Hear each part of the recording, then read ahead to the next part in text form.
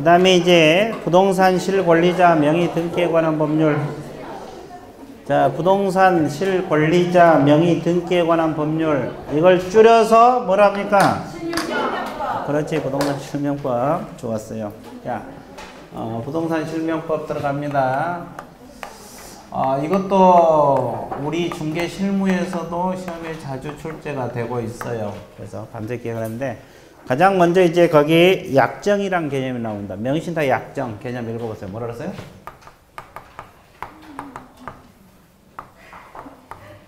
좋아. 자, 칠판 보세요. 자, 약정이란 것은 합의하는 걸 말하죠? 네. 그럼 명의를 맡기는 사람을 우리가 뭐라 그래요? 명의 신탁자. 맡은 사람을 수탁자. 합의하는 것을 약정. 자, 약정 개념 끝났어요. 됐어요?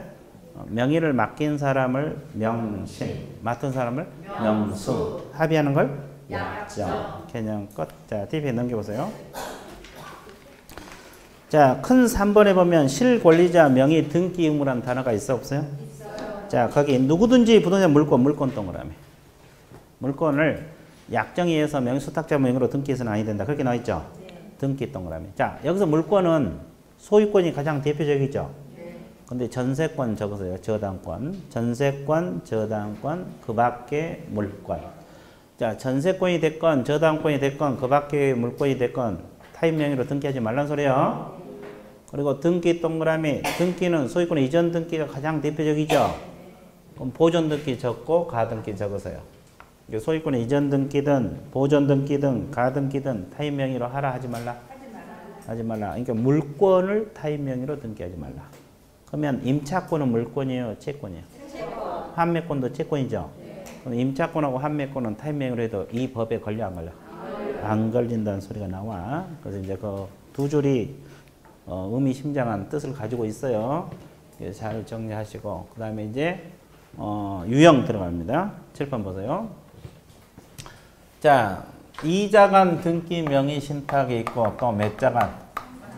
3자간 등기 명의 신탁이 있어. 2자간 명의 신탁이 이거요. 이거 지금 이거 2자간인데 그럼 효력 볼게요. 이 약정은 무효입니까? 유효입니까? 무효. 등기는? 무효. 무효입니다. 그럼 소유권이 어디로 복귀한다는 거예요? 가백에 복귀. 약정 무효, 등기 무효. 됐어요? 그럼 이제 겉으로는 누가 소유자예요? 을. 대내적으로는 가. 근데 을이 자기 것이라고 팔아먹기 좋죠? 네. 그래서 기회는 이때다 하고 팔아먹었어요. 누구에게? 병에게 팔아먹었어요. 여기서는 3자가 병. 그럼 3자 병은 소유권을 취득합니까? 못합니까? 선인 경우만 취득합니까? 선악 골목. 선 알고 샀더라도 취득. 자, 알고 약정 사실을 알고 샀더라도 소유권 취득. 그러면 약정 무효, 등기 무효를 가지고 제3자에게 대항해 못해? 그 말은 소유권을 되찾아갈 수가 없단 소리죠? 그 말이에요. 근데 이게 무효가 되는 경우도 발생할 수도 있죠? 어떤 경우?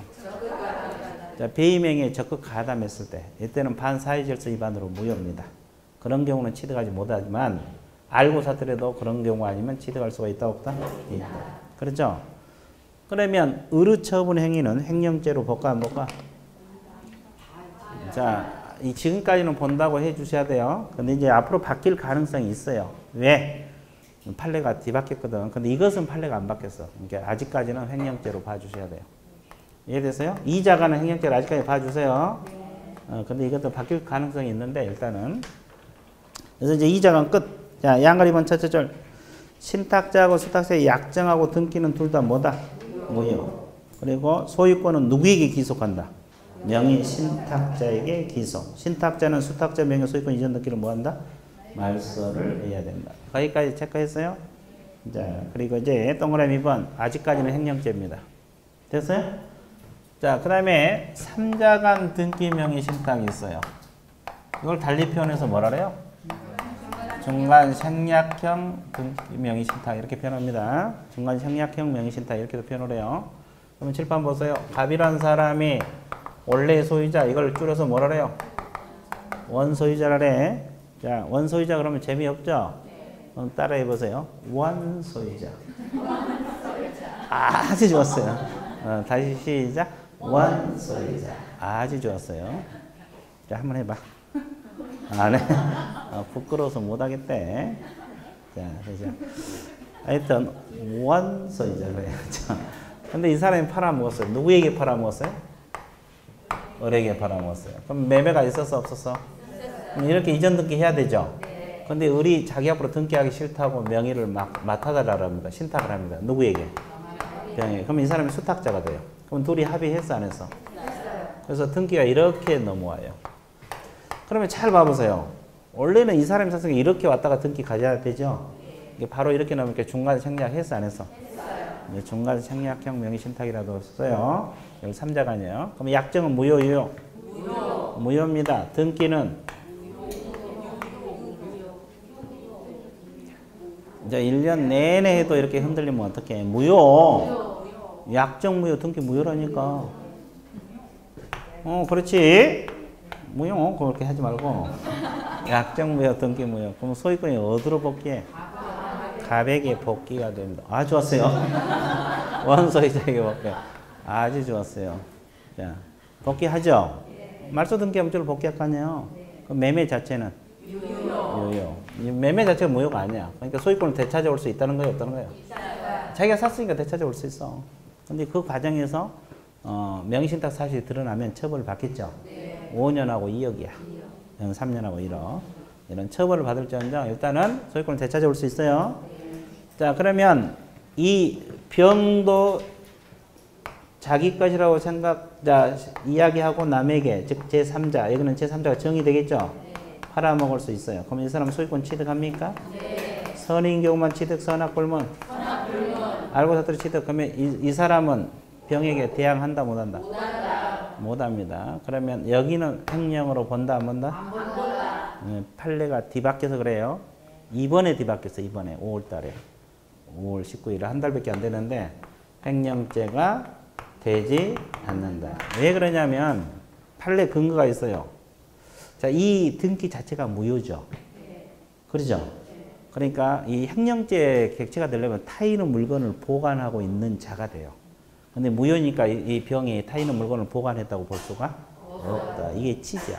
그러면 결론 이것도 횡령죄가 안 된다는 소리가 나오죠. 근데 아직 판례가 안 바뀌었기 때문에 그냥 하라는 거고, 이것도 결국은 이제 안 된다고 나올 거예요. 나중에 분쟁이 일어나면. 이해됐어요? 근데 이것은 이번에 바뀌었어요. 우리가 횡령죄로 봤잖아요. 근데 이번에 바뀌어서 횡령죄로 본다, 안 본다? 안 본다. 이제 이거 알고 있어. 3자간 명의신탁은 횡령죄로 보지 않는다. 3자간 명의신탁은 횡령죄로 본다, 안 본다? 안 본다. 중간 생략형 명의신탁은 횡령죄로 본다, 안 본다? 안 본다. 안 본다. 됐어요? 예. 정리되고 있어요? 예, 좋았어요. 자, 그래서 이제 끝. 자, 밑줄. 양갈 2번 효력. 약정하고 등기는 둘 다 무효. 무효 동그라미. 둘 다 무효고 소유권은 누구에게 기속한다? 원소유자. 그렇죠? 그리고 이제 동그라미 2번.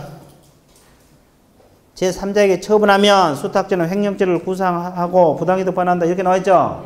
네. 횡령죄를 구성하지 않는다라고 고쳐주면 되겠어요. 이번에 바뀐 거예요. 횡령죄를 구성하지 않는다. 횡령죄를 구성하지 않는다. 횡령죄를 구성하지 대법원 전원 합의체 판결. 그래서 이제 이번에 다 모여가지고 안 된다! 이렇게 바꿔버렸어요. 이해됐어요? 결론적으로 그러면 이제 이자간도 안 된다고 보면 다 안 된다는 소리가 나오는데 하여튼 그래요. 그 다음에 큰 3번 제목이 뭐예요? 이제 계약명의신탁 시험이 자주 나와요. 사례 문제로. 그러면 다시 정리해 드릴게요. 계약명의신탁. 자, 방금 갑이 뭐라 그랬어요? 갑이 무슨 소유자? 원소유자. 자, 어떻게 해? 원소유자. 그렇지. 아주 좋았어요. 그죠. 원소유자. 이렇게 한 번씩 해야 돼. 그래 재밌잖아요. 원소유자 그러면 재미없으니까. 자, 한번 해봐. 시작. 절대 안 한대, 절대.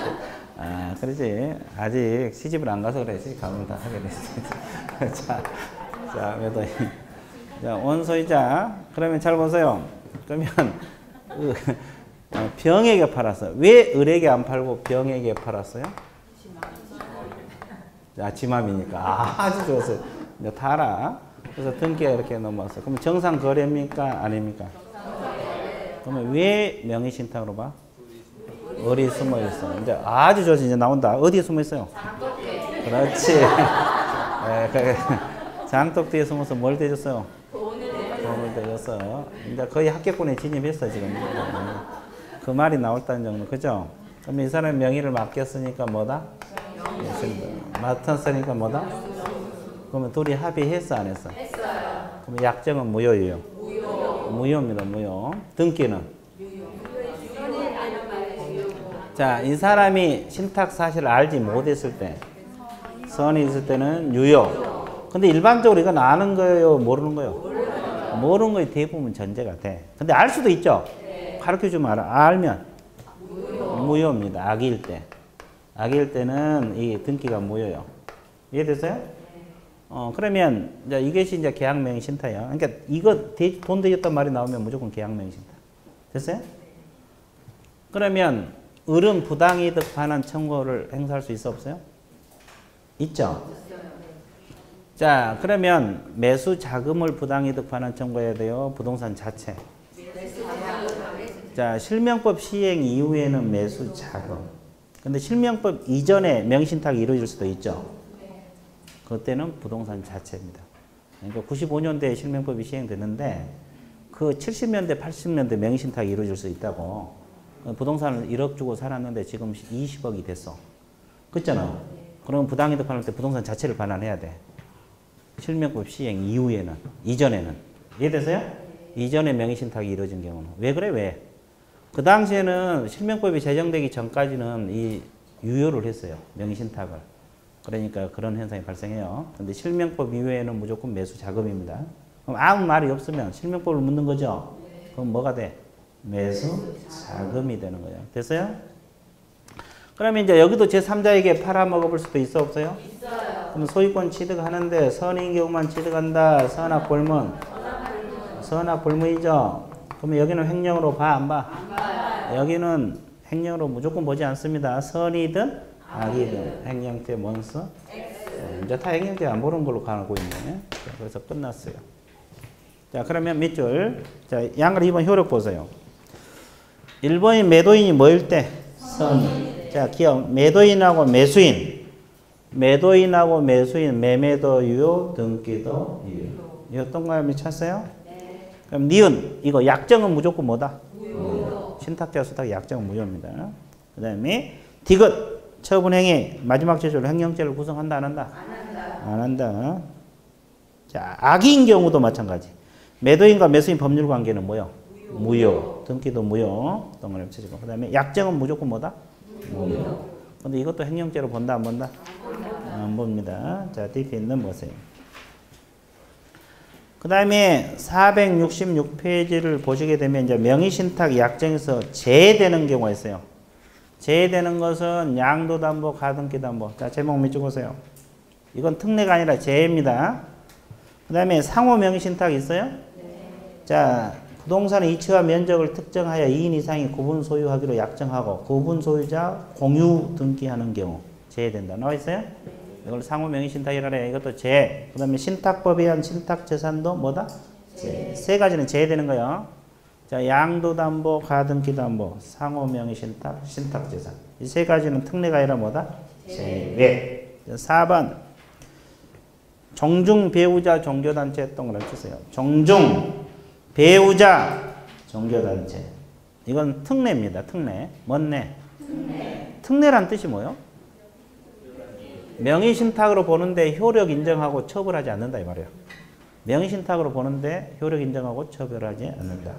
그럼 세 가지인데 거기 1, 2, 3번 나와 있잖아요. 종중이 보유한 부동산 물건을 종중 외의자 명의로 등기, 배우자 명의로 등기, 종교단체 명의로 그 산하조직이 보유한 부동산에 관한 물건 등기 나와 있죠? 종중 배우자 종교단체인데 이건 특례예요, 특례. 근데 조건이 있어 없어? 있어요. 자, 첫째 줄 두 번째 밑줄 보세요. 조세포탈, 강제집행 면탈, 법령 제한을 회피를 목적으로 하지 않을 때만 특례요. 않을 때만. 이해되세요? 그러니까 세금 포탈을 목적이라 할지 강제집행 면탈을 목적은 명의신탁이 되는 거예요. 자, 그래서 특례 정리됐어요? 끝. 자, 그 다음에 제재. 제재는 이렇게 공부하라 그랬죠? 자, 정리해 드릴게요. 칠판 보세요. 명의를 맡기는 사람을 뭐요? 명의 신탁자 줄여서 명신. 맡은 사람을? 자, 도와준 사람을? 명방. 그럽니다. 명의 신탁 방조자. 방조자. 방조자를 줄여서 뭐다? 명방. 명방. 자, 그러면 신탁자는 소유자죠? 과징금 있어 없어? 과징금이 부담됩니다. 부동산 평가액 얼마? 30%를입니까? 범위 내입니까? 이 범위 내가 대단히 중요해요. 그 범위 내. 그 다음에 이 수탁자는 소유자가 아니기 때문에 과징금이라는 게 없어. 그렇죠? 그러면 과징금 부과받으면 자기 앞으로 빨리 실명 등기 해줘야 돼, 안 해줘야 돼? 근데 1년간 안 해봤어. 왜 안 한 거예요, 도대체? 그렇지, 어떻게 된 거 보려고. 좋아, 이제 다 맞춰. 1년 경과가 되면은 이행강제금이라 해서 실명 등기 하라는 뜻에서 부동산 평가액 얼마? 10%는 또 뺏어가. 계속 뺏기니까 화가 나, 안 나? 이제 화가 나니 끝까지 한번 가보자. 그래서 다시 1년 안 해봤어. 그럼 또 얼마 뺏어가? 20% 뺏어가. 자기만 손해죠? 그러면 20% 여기는 없고 또 벌칙이란 게 또 있어 없어? 있어요. 있죠. 자, 명의신탁죄는 벌칙이 5년하고 얼마? 2억. 5년 이하의 징역 2억 원이죠? 네. 자, 여기는 징역하고 벌금인데 억입니다. 억으로 놀아. 여기는 3년하고 1억. 여기는 1년하고 3천. 여기는 1,000이에요. 징역 벌금 들어갑니다. 벌칙이 무거워 가벼워? 뭐 오늘 그 징역 벌금 몇 가지 했죠? 네. 여기도 있어요. 뭐 자, 과징금 최대 30% 범위 내. 1년 경과하면 10. 다시 1년 경과하면 20. 벌칙은 자, 따라해서 5.2 3.1 1.4 연결하면 시작. 5.2 3.1 1.4 집에 갈 때도 5.2 3.1 1.4 학원 올 때도 5.2 3.1 1.4 계단 내려갈 때도 5.2 3.1 1.4 올라올 때도 5.2 3.1 1.4 자, 되게 쉽죠? 5.2 그러면 돼. 과거에 5.3이라고 출제가 됐어. 맞아 틀려? 틀려요. 5.2 그래서 이제 5.2 1초 만에 풀고 넘어갈 수 있어요. 되게 쉽죠? 좋아. 자, 아주 좋았어요. 자, 이거 끝. 하나만 더 하고 밑줄 볼게요. 이 장기 미등기자라고 있어요. 장기 미등기자라는 것은 3년간 등기 안 한 사람. 그러면 장기 미등기자 벌칙은 이렇게 공부하면 돼요. 따로 공부하지 말고 명의신탁자 벌칙하고 같다 이렇게 하면 돼요. 여기서 같다는 것은 벌칙이 같다 이 말이에요. 뭐가 같다? 벌칙이 같다는 뜻이에요. 그러면 장기 미등기자도 과징금 30% 범위 내, 이행강제금 10, 20, 벌칙이 5년하고 2년. 여기는 장기 미등기자 벌칙하고 같다. 미등기 방조자. 장기 미등기 방조자하고 명의신탁 방조자 벌칙도 같다. 그러면 1년하고 뭐다? 3년. 끝. 실명법 끝났어요. 실명법 문제가 나오면 맞춰야 돼? 틀려야 돼? 모의고사 문제 나올 때도 맞춰야 돼? 틀려야 돼? 맞추면 돼. 모의고사 언제 봐요? 봐. 틈만 나면 모의고사죠. 한 달이 금방금방 간다는 소리야. 자고 일어나면 모의고사. 자. 그러잖아요. 한 달이 그만큼 빨리 간다는 소리야. 자, 그럼 봐보세요. 자, 벌칙 밑줄 보세요. 5년하고 2억 나와 있어요? 1번, 실명 등기를 위반한 신탁자하고 뭐다? 교사자. 1번만 체크하세요. 2번 신경 쓰지 마시고. 그 다음에 오른쪽 3년하고 1억은 수탁자하고 뭐다? 교사자. 1년하고 3천은 방조자. 나와 있어요? 예. 그 다음에 과징금 30% 범위 내, 30% 범위 내 동그라미 썼어요. 여기서 30%를 그럼 틀려고 그래요. 간혹가다 그렇게 출제가 되거든요. 범위 내. 최대가 30%. 그리고 이제 1번만 체크하시고. 이행강제금은 1년 경과할 때, 과징금 부과일로부터 1년 경과하면 얼마? 10. 그때부터 다시 1년 경과하면 20. 나와 있어요? 네. 자, 그 다음에 미등기자는 동그라미 1번 두 줄 몇 줄 보세요. 몇 년 지나도록? 3년 지나도록. 그러면 이것도 과징금은 30% 해당하는 금액, 그거 잘못 나왔네. 30% 해당하는 금액을 범위 내라고 고치세요. 그 잘못 나왔어요. 해당하는 금액을 범위 내입니다. 똑같아요. 이 명의신탁자 벌칙하고 장기 미등기자 벌칙은 같아요. 그럼 여기도 30% 범위 내. 책이 해당하는 금액 이렇게 표현했죠? 잘못된 거요. 그리고 이제 10, 20, 5이 다 똑같습니다. 그 밑에 그 내용들이 나와 있어요. 이해됐어요? 그래서 방조자도 똑같다 이렇게 생각하면 돼요. 되게 쉽죠? 그러면 기출문제 한 문제만 풀어드릴게요. 실명법 문제는. 이 실명법 문제도 기출문제 보면 많이 나와 있어요.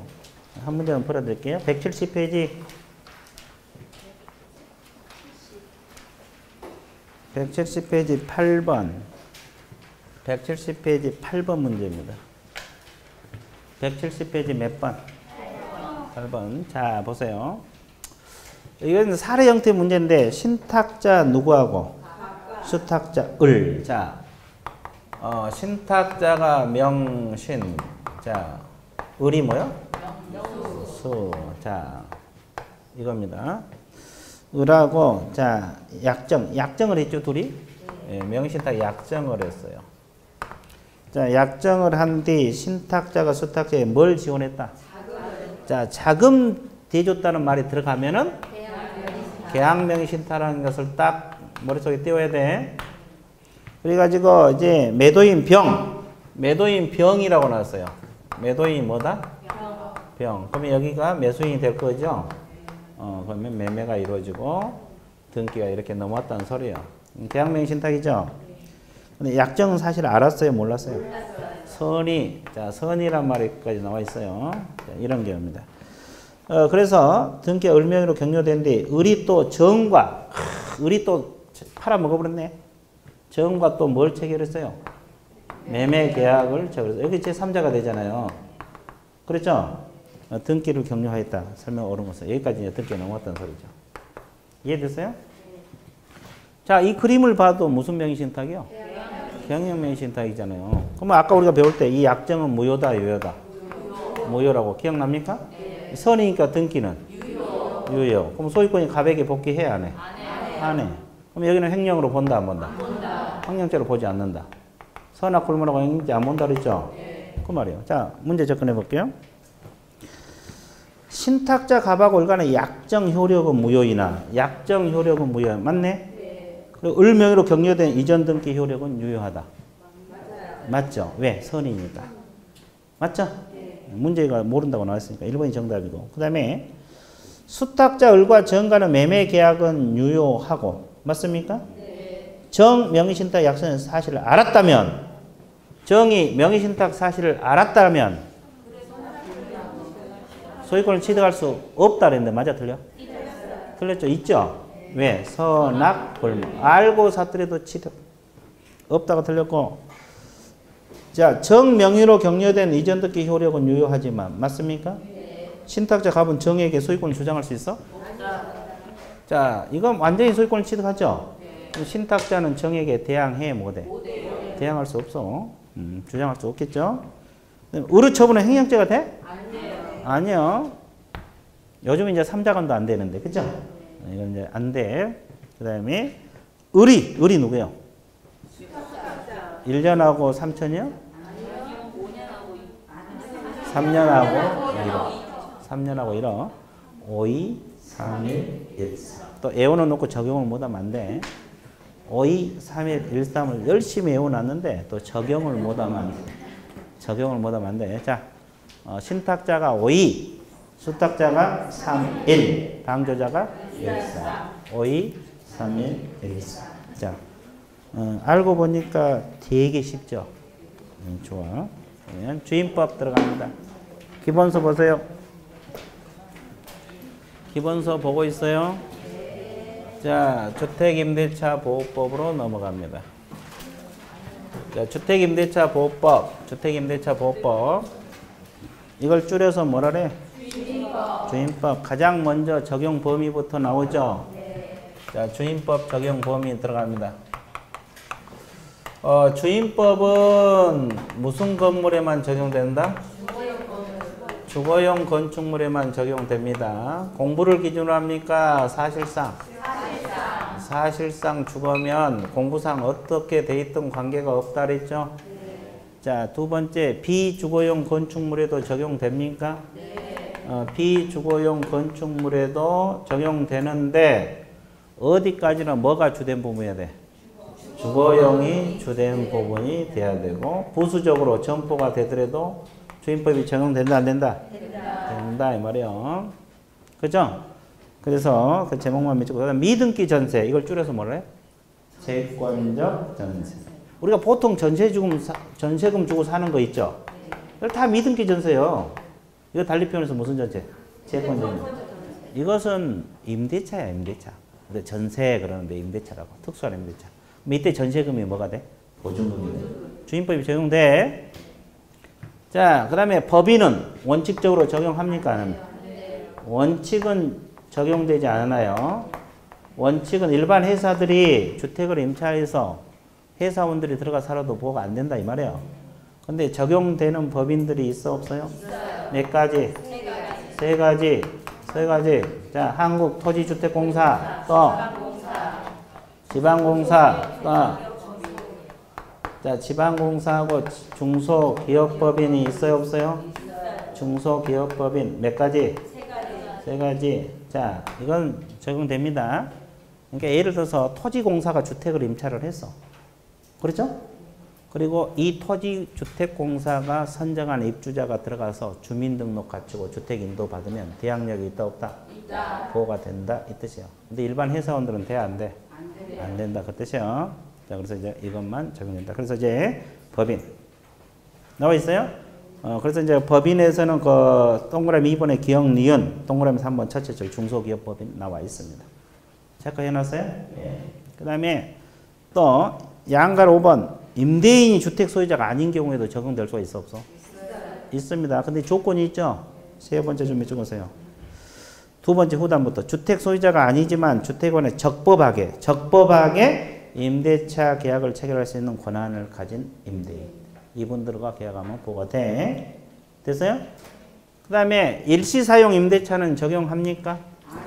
안 합니다. 자, 일시사용 임대차 적용되지 아니하고 또 뭐가 적용되잖아? 사용대차는 무상으로 빌려 쓴 거죠? 등 적용되지 않고 또 민법에서 물권 전세권 있죠? 이것도 적용되지 않습니다. 여기는 채권적 전세만 물권인 전세는 등기한 거잖아요. 이건 적용받지 않아. 물권에 의해서 보호가 되니까. 이해됐어요? 자, 그래서 이제 주임법은 적용 범위 여러분 교재에 많이 적혀 있지만 이게 전부야. 다시 정리해 드릴게요. 무슨 건물 임대차? 주거용. 공부를 기준으로 한다. 사실상. 비주거용 건축물도 적용되죠? 그 대신 주된 부분이 뭐가 돼? 미등기 전세, 채권적 전세도 적용되죠? 일반 법인은 적용돼, 안 돼? 안 돼요. 적용되는 법인은 몇 가지? 세 가지. 한국토지주택공사, 지방공사, 중소기업. 그리고 이제 일시사용 임대차 안 되고, 사용대차 안 되고, 전세권 안 된다. 자, 되게 쉽죠? 막 눈물이 펑펑 쏟아져. 자, 470페이지 기간 들어갑니다. 기간은 뭐 다 하니까 그냥 칠판에 안 적을게요. 자, 최당 기간 몇 년? 2년. 기간을 정하지 않거나 2년 미만으로 정한 임대차는 몇 년으로 본다? 2년. 다만 임차인은 2년 미만을 주장할 수 있어 없어? 있어요. 그 지문이 중에 임차 1년 계약에도 임차인은 주장할 수 있어. 그거 주의. 자, 양갈 2번 임대차는 지속이 되고 있죠? 네. 임대차가 종료한 경우에도 임차인이 보증금을 반환받을 때까지 임대차 관계는 존속한 것으로 본다. 됐죠?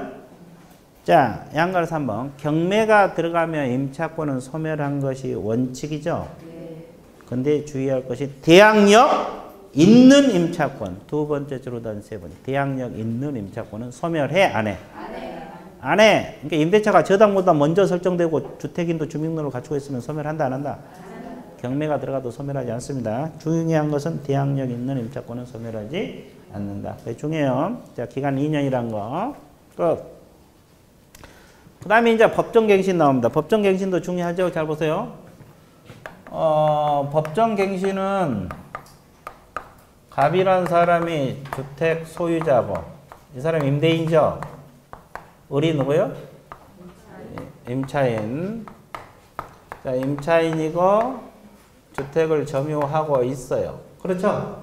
그럼 임대인은 몇 개월에서 몇 개월 전까지? 이쪽에서는 6월에서 1개월 전까지. 여기서는 1개월 전까지. 해지 통보해 줘야 되겠죠? 안 하면 법정갱신. 자, 갱신되면 전 임대차와 동일합니까? 동일하잖아요. 동일합니다. 전 임대차와 동일해. 전 임대차와 동일하다. 그러면 기간은 몇 년으로 봐? 2년으로 봅니다. 그럼 이제 갱신된 이후에 임차인은 임대인에게 언제든지 나가겠다고 할 수 있어요? 그럼 몇 개월의 효력 발생? 3개월 후에. 자, 3개월 후에 효력 발생한다고 했죠? 그럼 이것도 누구에게 유리해요? 임차인. 주임법 자체가 다 임차인이죠? 근데 예적으로 이 사람이 몇 기 차임 연체? 2기 차임을 연체하거나 의무를 현저하게 위반하면 법정갱신은 인정돼야 안 돼? 안 돼요. 이런 경우는 안 됩니다. 자, 그래서 법정갱신 끝. 자, 여러분 교재 첫째 줄. 임대인은 6개월에서 1개월 전. 몇 줄? 자, 네 번째 후단 다섯 번째 줄. 임차인은 몇 개월 전? 1개월. 그리고 존속기한은 몇 년? 다 나와 있죠? 양가리 2번 두 번째. 몇 개월의 효력 통지? 자, 통지하면 3개월 지나면 효력 발생한다. 그리고 됐어요? 그리고 오른쪽에 보면 A가 나와 있어요. 몇 기 차임 연체? 2기. 의무를 현저히 위반하면 법정갱신 인정해 준다, 안 해준다? 그거 다 나와 있죠? 없는 거 빼고 다 나와 있어. 자, 3번. 뭐가 나와 있어, 이제? 대항력. 대항력은 딱 몇 가지 공부를 하랬어요? 3가지. 나머지 부수적으로 연결하면 돼요. 3가지를 알아놓고 나머지는 부수적으로 연결하면 된다고. 대항력 들어가 볼게요. 대항력은 첫 번째 요건 알아야 돼? 몰라야 돼? 그 다음에 효력 알아야 됩니까? 내용. 이 3가지를 알면 돼요. 자, 요건은 뭘 갖추면 돼? 주택의 인도하고 주택의 인도하고 주민등록인데 이걸 약칭해서 뭐라 그래요? 주주라 합니다. 주주. 자, 좋았어요. 그럼 언제 주민등록이 된 것으로 봐? 전입 신고하면 이게 주민등록부에 기재될 때가 아니라 전입 신고가 되면 주민등록이 된 것으로 본다, 안 본다? 본다. 자, 효력은 언제 발생해?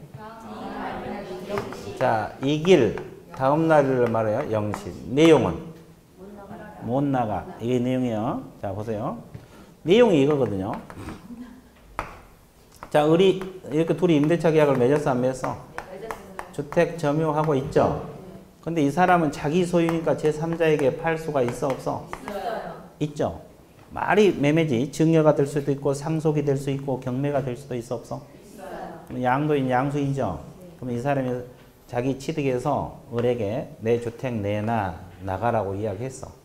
근데 이 사람이 주주를 갖추고 있으면 대항할 수 있어, 없어? 있어요. 그러면 나가 그러면? 못 나가. 언제까지 못 나가?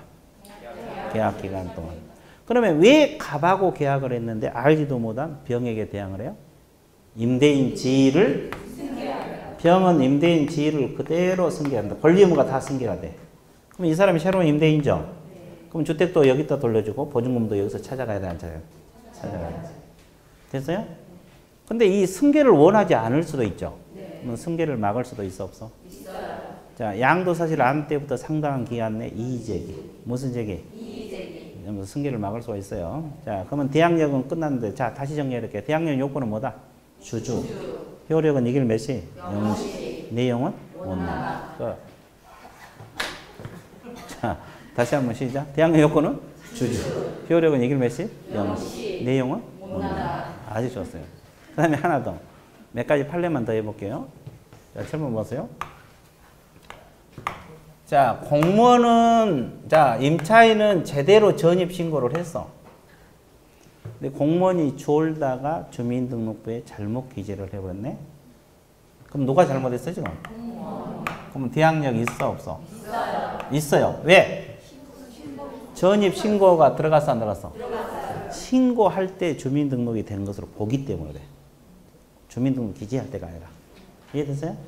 근데 거꾸로 임차인이 졸다가 잘못 신고해버렸네? 그러면 대항력이 있어 없어? 공무원이 그대로 옮겨 적어도 이것은 대항력이 없어. 전입이 제대로 됐어 안 됐어? 안 됐어. 이해됐어요? 그 다음에 또 하나, 세대원 일부만 전입해놔도 보호가 돼요? 세대원 일부. 자, 부부 중, 자식만, 전입해놔도 인정이 되고 있어요. 그 다음에 다가구 주택은 어디까지? 지번만 기재를 해도 보호가 되고, 다세대는? 자, 지번 플러스 동호수까지가 기재가 돼서 전입이 돼야지 보호가 돼요. 그럼 잘못 전입 신고하면 인정이 돼, 안 돼? 그리고 대항 요건은 계속 유지를 해야 돼, 안 해야 돼? 해야 돼요. 계속 유지도 해야 돼요. 자, 그러면 이런 내용이 여러분 교재에 있어, 없어? 있어. 자, 몇 줄 볼게요. 471페이지 대항력 요건 첫째 줄 후단. 자, 주택 인도하고 무슨 등록? 마칠 때는 다음 날, 즉 이길 0시부터 제3자에 대해서 대항력을 갖게 된다. 나와 있어요? 예, 자, 주주 동그라미. 자, 그 다음에 양가로 2번.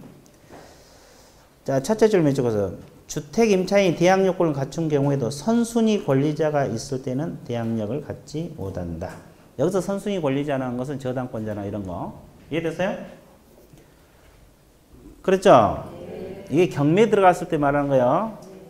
자, 이 임차인보다 저당이 먼저 설정될 수도 있어요, 없어요? 있어요. 그리고 임차인이 두 번째 주주를 갖췄더라도 경매에 넘어가면은 뭐가 말소 기준 권리가 돼? 저당권이 말소 기준 권리가 되기 때문에 이건 당연히 소멸을 해버려요. 그렇죠?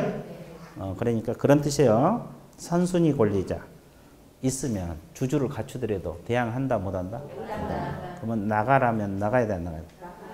병이 내줬대 또 그 경락이니 나가라 그러면 나가야 돼. 이해됐어요? 예. 대항 못해. 그 다음에 자 동그라미 2번 두 줄 적어보세요. 주택 임차인의 전입신고하고 같은 날짜에 저당권 설정이 이루어졌어. 경매실 때 임차인은 경락에게 대항할 수 없다. 맞아요? 네. 왜 그렇습니까? 저당은 당일날 발생하고 주주는 다음날 발생한 게 저당이 먼저가 돼. 그러면 대항할 수 없겠죠? 그 말입니다. 그래서 이제 그거 알아두시면 되겠고. 그 다음에 3번 그 세 줄 읽으세요. 임차권은 임차대의 경매가 이루어질 때 경락이 소멸한다. 이거 원칙. 보증금이 모두 변제된 대항력 있는 임차권. 대항력 있는 임차권은 소멸하지 않는다. 그럼 대항력 있는 임차권이란 뜻은 이 임차인이 저당보다 후순위다, 선순위다? 저당이 밑에가 있다 이 말이에요. 그러면 이것은 대항력 있는 임차인이죠. 그러면 경매에 들어가도 소멸한다 안 한다? 그 뜻이에요. 자, 그 다음에 그 밑에 판례 첫째 줄 밑줄 보세요. 주민등록이 공부상표시에 일치하지 않는 경우 대항력 지도하지 못한다. 그 질문 있어요? 예. 부연 설명 읽어 두시고. 2번 다가구는 어디에 동그라미? D페이지 다시대는 지번하고 동호수 체크했어요? 그리고 이제 3번 밑줄 보세요. 일시 다른 곳으로 이사하더라도 대항력 상실한 것이 원칙이다 그랬죠? 대항력은 계속 유지를 해야 되니까. 그리고 임차인 본인뿐만 아니라 배우자, 자녀, 가족, 주민도 주민등록도 대항력을 갖는 것으로 본다. 그러니까 세대원 일부만 전임해도 대항력이 있어 없어? 있어. 그거. 나머지는 읽어보시고. 그 다음에 2번에서 양가 1번 첫째 줄 적으세요. 자, 임대인 지위를 뭐 한 것으로 본다? 승계한 것으로 본다. 권리 의무가 다 승계가 돼요. 그거 알아두셔야 돼요. 그 다음에 양가로 보면 이의제기 나와 있어요. 양도 사실 알 때부터 상당 기간에 이의제기하면 승계를 막을 수가 있다. 구속으로부터 벗어날 수 있다. 그렇게 나와 있죠. 끝. 자, 그래서 일단 대항력은 딱 세 가지 요건, 효력, 내용 알아두시고 부수적으로 판례 알아두시면 돼요. 이해됐어요? 그러면 이제 전혀 지장이 없어. 끝. 그 다음에 이제 뭘 공부해야 되냐? 거기 473페이지 확정일제한 무슨 변제?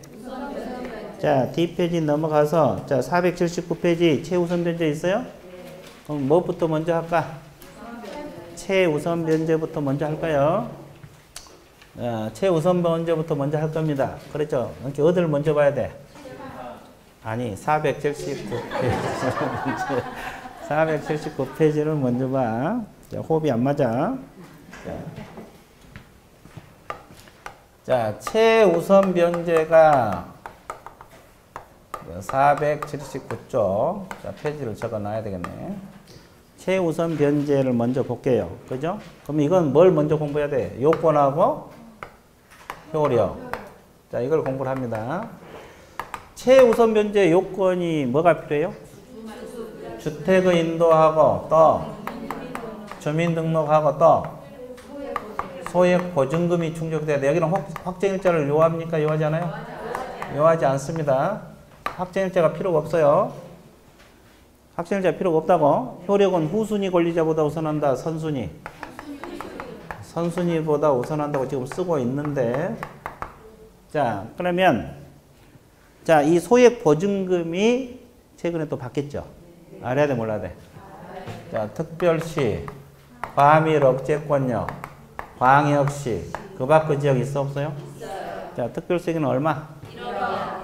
1억 원 이하 중 3,400. 134. 됐어요? 자, 과밀 억제권 8천만 원 이하 중 827. 그렇죠? 광역시는 6천만 원 이하 중 2천. 자, 근데 이 광역시선에 이번에 뭐가 들어갔어요? 세종시가 들어갔어요. 세종특별자치시. 여기 광역시 쪽으로 들어갑니다. 광역시하고 안산, 용인, 김포, 강주였잖아요. 근데 뭐가 더 들어가? 세종시가 들어갑니다. 62. 됐어요? 그 밖의 지역은 5천만 원 이하 중 1,700. 517입니다. 자, 그러면 여러분 교재 거기 서울특별시에서 안 바뀌어지신 분만 바꾸세요. 평소에 결석해갖고 오늘 나오신 분들 있잖아요. 나머지는 다 바꿔놨을 거고. 특별시에서는 9,500을 뭘로 바꿔? 1억. 9,500으로 나와 있잖아요. 그리고 3,200을 뭘로 바꿔? 3,400으로 바꾸고. 그 다음에 이제 그 과밀억은 똑같고, 광역시는 뭘 하나 더 넣어야 돼? 세종특별자치시 넣으세요. 안산, 용인, 김포, 강주 그 사이에다가 아무데나 세종특별자치시. 됐어요? 그 밖의 지역은 4,500이 아니라 5천만으로 바꾸고 1,700만으로 바꿔주세요. 이해됐어요? 자, 다시 정리할게요. 자, 특별시에는 134. 따라해보세요. 134. 과밀 억제권은 827. 광역시는 62. 그 밖의 지역은 517. 이렇게 암기해 보도록 노력하세요. 네, 그렇죠. 아주 좋았어요. 134. 아유, 그랬죠. 머리가 아파 죽겠어. 오늘 하루 종일 헤매. 네, 좋았어요. 괜찮아요. 간혹가다 그런 날이 있어. 다시 또 정신 맑아지면 괜찮아요. 그러면 다시 그러면 또 하나 여기서 공부할 건 뭐냐면 주주는 언제까지 갖춰야 돼요? 아니, 최우선 변제 주주는 언제까지? 경매 신청 등기 전입니다. 그 뒷페이지 넘겨보세요. 뒷페이지 첫째 줄 경매 신청 등기 전 나와 있어요? 네. 등기 전. 근데 언제까지 유지를 해야 돼요? 유지가 배당 요구 종기까지요. 자, 갖추는 것은 언제까지? 경매 신청 등기 전. 그때까지 갖춰줘야만 최우선 인정된다고. 그럼 언제까지 계속 유지를 해야 돼? 종기까지. 그 첫째 줄 두 번째 줄. 480페이지 첫째 줄 두 번째 밑줄 보세요. 중요합니다. 최우선 변제를 해서 주주는 경매 신청 등기 전까지 갖춰야 되고, 유지는 배당 요구 종기까지. 경매 신청 등기 전, 배당 요구 종기까지. 그리고 금액 알아주시면 돼요. 되기 쉽죠? 좋아. 그 다음에 그럼 최우선 변제는 주택가액의 얼마 범위 내에서만 인정돼? 2분의 1 범위 내에서만 인정돼. 그럼 이거 왜 중요해요? 이런 것 때문에 중요해요. 소액 임차인이 여러 명이 같이 살 수가 있어 없어? 있어요. 그런 것 때문에 중요합니다. 자, 예를 들어 볼게요. 이 경락대금이 주택이 경매에 들어갔는데 경락대금이 9,500이요. 9,000 얼마다? 500. 그러면 얼마 가지고 최우선을 나눠야 돼? 2분의 1이니까. 예? 4,750이에요? 예? 9,000으로 할게요. 계산하기 편하게. 9,000만 원으로 하면은 4,500. 9,500으로 하면 계산하기 힘드니까. 그렇죠? 그러면 이제 이것이 2분의 1 범위 내에서만 최우선이 돼야 돼요. 그러면 또 얼마 남았어? 여기도 4,500만 남았죠? 그럼 최우선이 된 것은 이쪽만 되죠? 그럼 A, B, C가 다 3천만 원에 서울에서 보증금 사라. 그럴 수도 있어요? 없어요? 있어요. 그러면 9천 가지고 나누면 3,400이니까 다 3천만 원씩 받아갈 수가 있죠? 네. 근데 얼마 가지고 나눠야 돼? 4,500으로 나눠야 되잖아요. 그럼 얼마씩? 1,500씩 밖에 못 가요. 비율로 가져가는 거예요. 이건 비율이 똑같으니까 다 1,500이야. 이해됐어요? 그래서 결국은 뭐냐면 최우선이 인정되는 것은 주택가액이 얼마 범위 내에서? 2분의 1. 그러면 나머지 금액 또 4,500 남았죠? 그러면 누가 먼저 받아가? 선순위 권리자가 먼저 배당받아가잖아요. 그러면 이 셋 중에서 C가 확정일자를 받았고 여기는 안 받았으면 누가 가장 먼저? C가 1,500 가장 먼저 받아가서 3천만 원을 확보할 수 있어 없어? 있어요. 선순위가 되는 거야. 이건 확정일자 안 받았으니까 후순위로 밀려. 이해됐어요? 그러면 결론적으로 뭐예요? 소액 임차인이라도 확정일자를 받아야 돼, 안 받아야 돼? 받아 놓는 것이 좋다. 이런 원리가 나와요, 안 나와요? 나와요. 그래서 이제 주택가액 2분의 1 범위 내에서만 인정되기 때문에 이런 문제가 발생을 한다. 이해됐어요? 그러니까 무조건 확정일자 받아 놓으라래, 놓지 말아래. 받아 놓으라래. 소액일자라도. 이해됐어요? 자, 그러면 480페이지 양가로 3번에서 동그라미 1번 두 줄 몇 줄 거세요? 임차인은 보증금 일정액이 주택가 2분의 1 초과하는 경우는 2분의 1에 해당하는 금액까지만 우선 변제권이 있다. 그 질문이 있어요? 네. 그리고 동그라미 2번 그 중간에 보면은 세 번째 줄 임차인 보증 일정액 비율로 그 질문이 있어요? 없어요? 있어요. 자, 이 소액 임차인은 비율적으로 가져간다 이 말이야. 근데 지금 칠판에서는 비율이 똑같기 때문에 다 1,500이야. 이해됐어요? 예. 그 말입니다. 나머지 읽어보시고 그 다음에 양가로 4번에서 동그라미 1번 세 줄 밑줄 그으세요. 확정일자는 최우선 변제를 받기 위한 요건에 해당되지 않는다. 자, 최우선은 확정일자가 필요가 없죠? 다만 소액 임차인이라도 보증금 전부에 대해서 다른 담보물자 우선하여 변제할 수 없으므로 확정일자를 갖추는 게 유리하다. 유리하다. 이것도 확정일자 갖지 않아야만이 선순위가 된다 이 말이야. 이해됐어요? 그 집은 나와 있어요? 네. 그리고 동그라미 2번하고 3번은 판례입니다. 자, 판례인데 한번 봐드릴게요.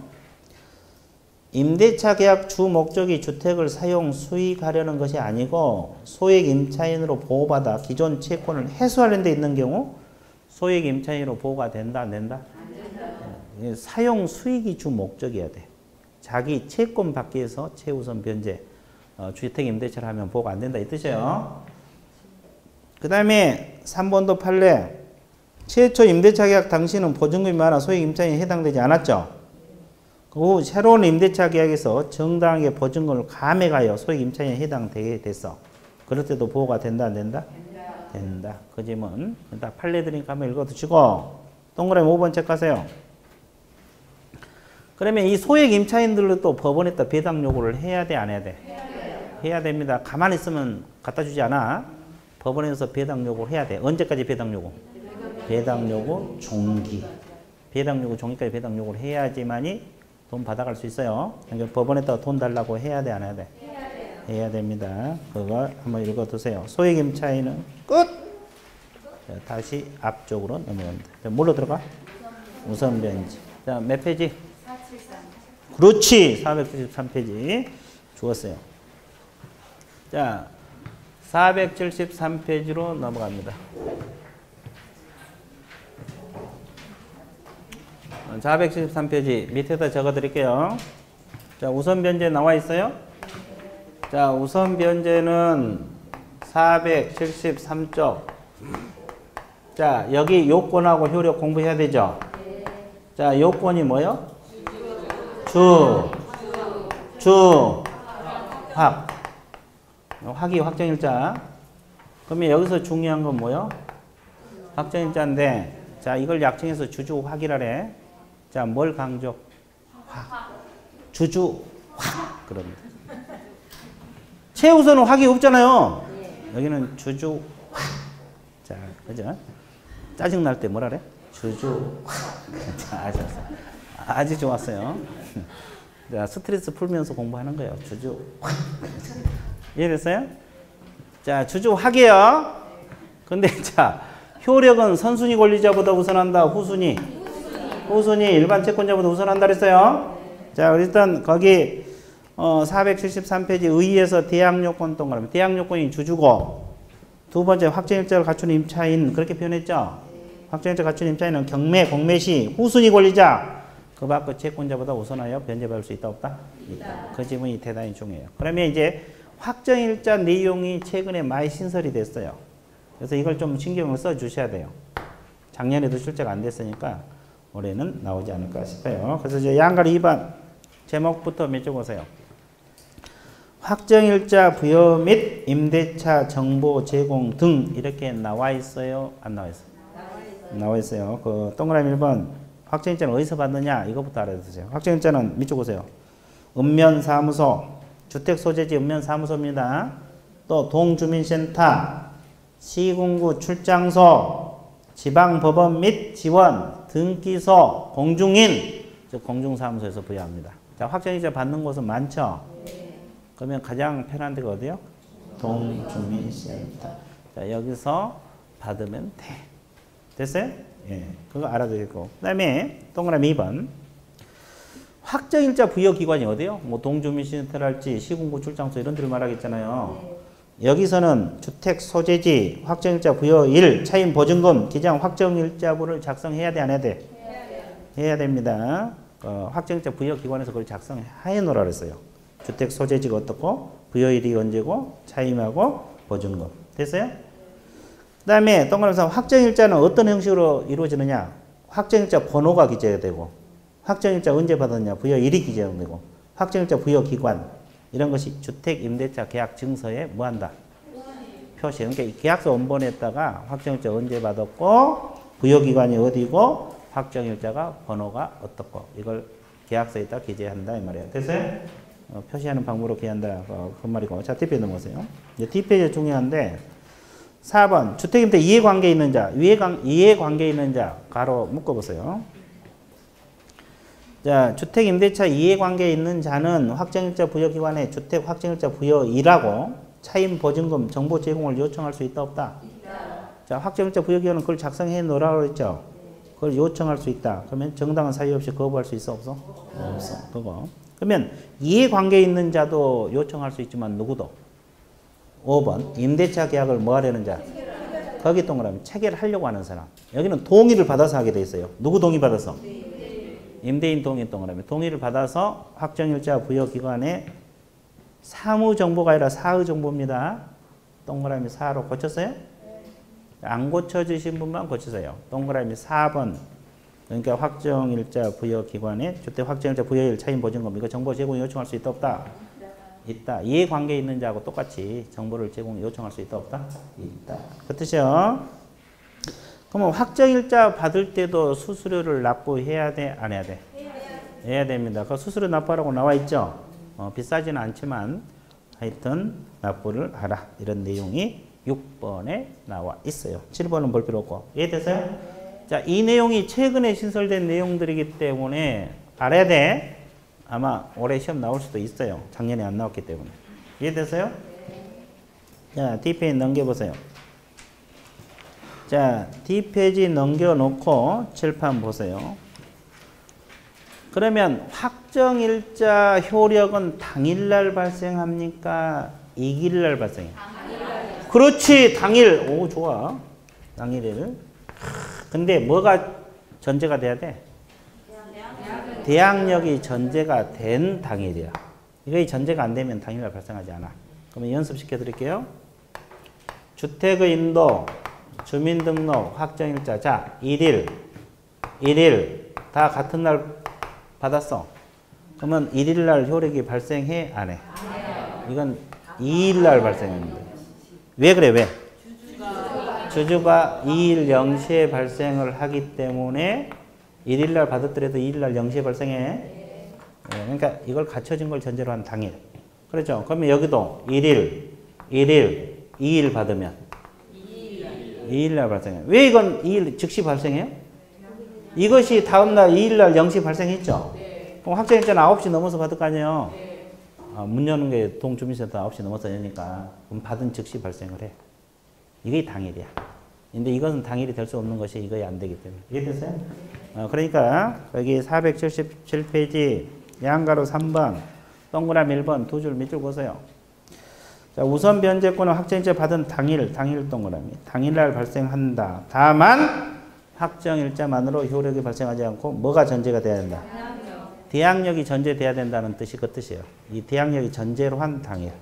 대항력이 전제가 된 당일날 발생이 된다. 그런 지문이 있어 없어? 되게 쉽죠? 그 다음에 그 동그라미 3번, 4번 밑줄 보세요. 자, 임대차 계약 갱신으로 보증금이 뭐가 됐어? 증액하면 다시 확정일자 받아야 돼. 그러면 증액 부분에 대해서 우선 변제권이 소급한다 안 한다? 안 합니다. 증액 받은 건 별도로 또 확정일자 또 받아야 돼. 이해됐어요? 그럼 그때부터 우선 변제 효력이 발생한다는 거. 자, 4번.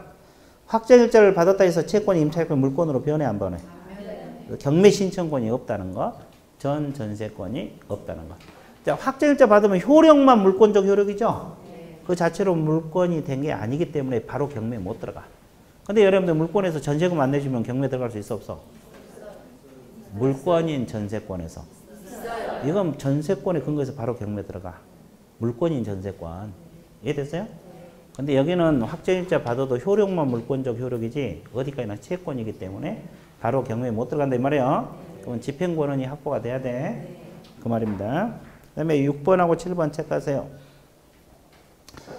우선 변제권이 있는 임차인이라도 경매 절차에서 배당 요구 종기까지 배당 요구를 해야 돼 안 해야 돼? 해야 돼요. 아까 최우선 변제도 배당 요구 하라 그랬죠? 네. 우선 변제도 배당 요구를 해야 됩니다. 네. 다만 밑줄 보세요. 임차권 등기가 첫 경매 개시 결정 등기 전 이거 임차권 등기가 첫 경매 개시 결정 등기 전까지 등기된 경우는 배당 요구를 한다 안 한다? 이건 예외적으로 배당 요구 안 해도 배당해줘. 첫 경매 개시 결정 등기 전까지 임차권 등기가 되면 배당 요구 안 해도 된다는 거 알고 있어야 되고. 그 다음에 7번 첫째 줄 밑줄 보세요. 임차권은 임차주택을 양수에게 인도하지 않으면 보증금을 수령할 수가 있다 없다? 없어요. 왜? 아니 돈을 찾아가려면 주택 줘야 돼, 안 줘야 돼? 당연히 줘야지. 그렇죠? 근데 경매 신청할 때는 집을 비워주지? 안 와도 돼. 근데 그 주택 보증금 찾아갈 때는 비워줘야 돼. 그 관계를 헷갈리면 안 돼. 경매 신청할 때는 집을 비워주지 않고도 신청할 수 있지만 돈을 찾아갈 때는 집 줘야죠. 자기는 집 안 주고 돈만 찾아가면 돼? 아무리 경매더라도 아니잖아요. 그 말이에요. 근데 그 관계를 알고 있으면 됩니다. 그래서 이제 그 집을 비워주지 않고도 경매를 신청할 수 있다는 어디가 나와 있어요? 482페이지 나와 있어요. 482페이지. 자, 1번 집행개시 요건 4줄 밑줄 보세요. 임차인이 임차주택에 대해서 보증금 반환 청구 소송 후 확정 판결 이에 준하는 집행권의 경매를 신청한 경우에 불구하고 반대 의무 이행 제공을 집행개시 요건을 하지 아니한다. 그 말은 집을 비워주지 않고도 경매를 신청할 수 있다 없다? 있다. 그러니까 그 관계를 알아야 돼. 경매 신청할 때는 집을 비워주지 않아도 되지만 보증금 찾아갈 때는 집을 비워줘야 돼. 그건 당연한 소리잖아요. 자기만 돈 찾아가고 집을 안 주면 안 되지. 이해되셨어요? 예, 그 관계를 알고 있으면 좋아요. 됐어요? 그리고 이제 임차권 등기 명령이 있는데 이건 다음 주 한 주가 더 남았거든요. 이번 뭐 7, 8월은 9주가 나와서 내가 9주를 다 하려고 해요. 그래서 다음 주에도 할 테니까 경매하고 나머지 부분 이해됐어요? 이게 다음 주는 경매할 거예요. 이거 주임법, 상임법 마지막 하고 경매 매수 신청 대리 할 테니까 결석하면 안 돼요. 이해됐어요? 경매 깡그리 할 테니까 다음 주엔 그렇게 하시고 오늘 수업은 어디까지? 여기까지 들어갑니다. 예, 수고했습니다.